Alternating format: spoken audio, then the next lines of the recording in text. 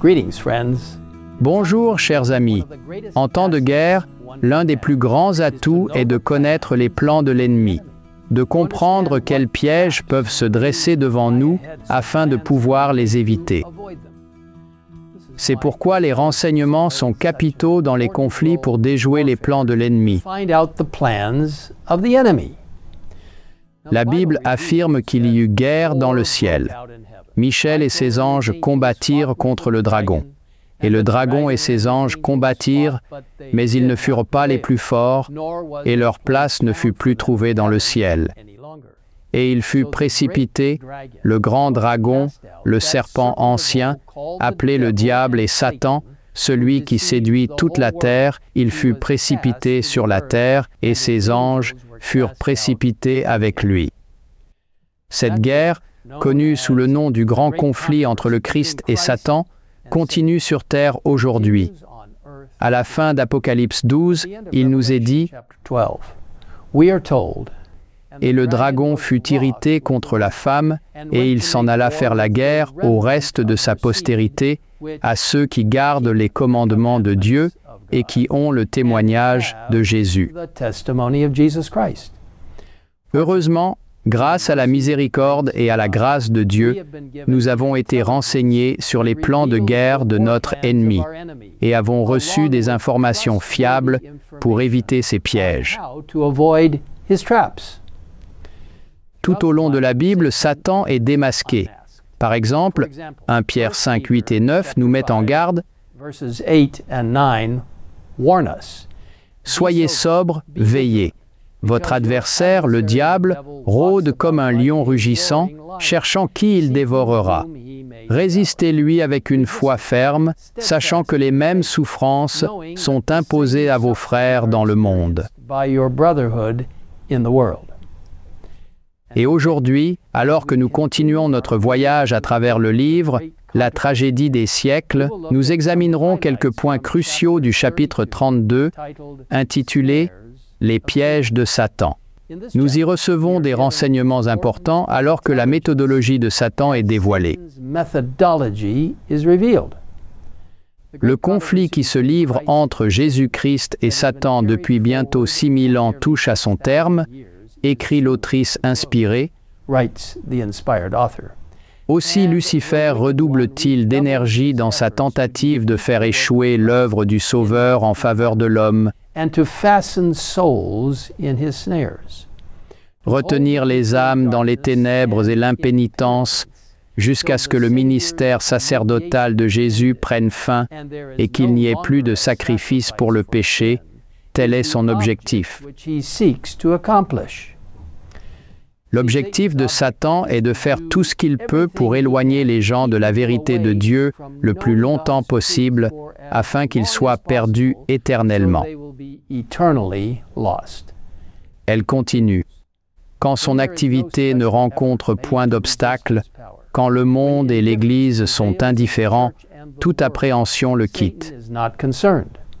Mais dès que la question des choses éternelles est posée et que des personnes commencent à se demander « Que faut-il que je fasse pour être sauvé ?», il accourt pour s'opposer au Seigneur et contrecarrer l'influence du Saint-Esprit.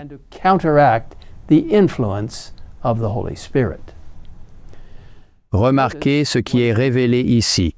Lorsque des efforts sont déployés pour éveiller les esprits aux réalités éternelles, que des réunions d'évangélisation ont lieu, que des petits groupes se réunissent pour étudier la Bible, que des sermons riches en vérité sont prêchés, lorsque des individus sont conduits à la vérité et commencent à se soucier de leur destinée éternelle, c'est là que le diable entre en action pour contrer l'influence de l'Esprit Saint sur les cœurs des individus. De manière intéressante, dans ce chapitre, l'autrice nous emmène dans les coulisses, révélant comment Satan se prépare à contrer les sermons qui seront prêchés pendant l'heure du culte. En se référant à Job 1:6, lorsque les anges de Dieu vinrent se présenter devant Dieu, Satan était également là,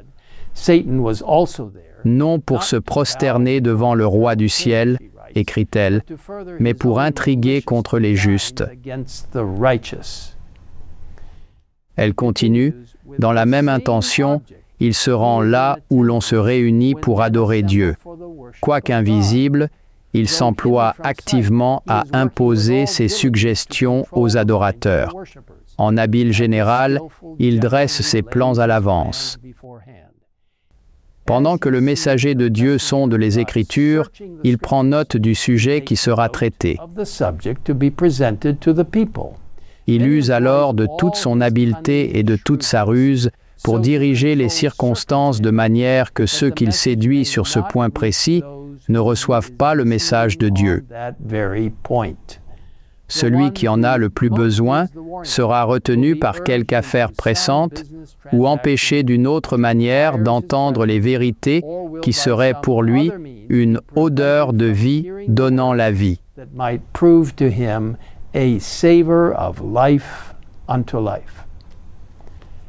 Chers amis, combien il est important que nous assistions régulièrement au service de culte pour entendre la parole du Seigneur. Nous ne savons pas si le message préparé pour ce sabbat pourrait être le message dont nous ou quelqu'un de notre famille a besoin d'entendre à ce moment-là.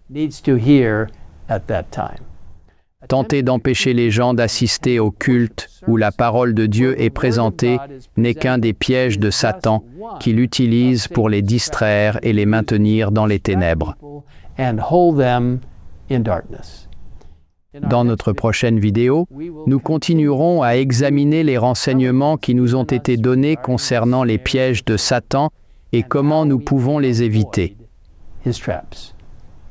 En attendant, je vous encourage à télécharger votre propre copie du livre « La tragédie des siècles » dès aujourd'hui sur thegreatcontroversyproject.org où il est disponible gratuitement en plusieurs langues.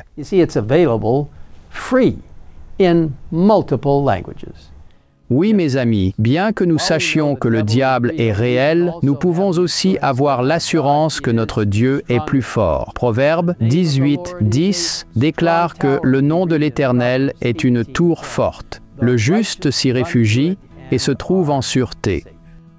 Nous pouvons avoir une confiance totale en lui. Je vous invite maintenant à prier avec moi.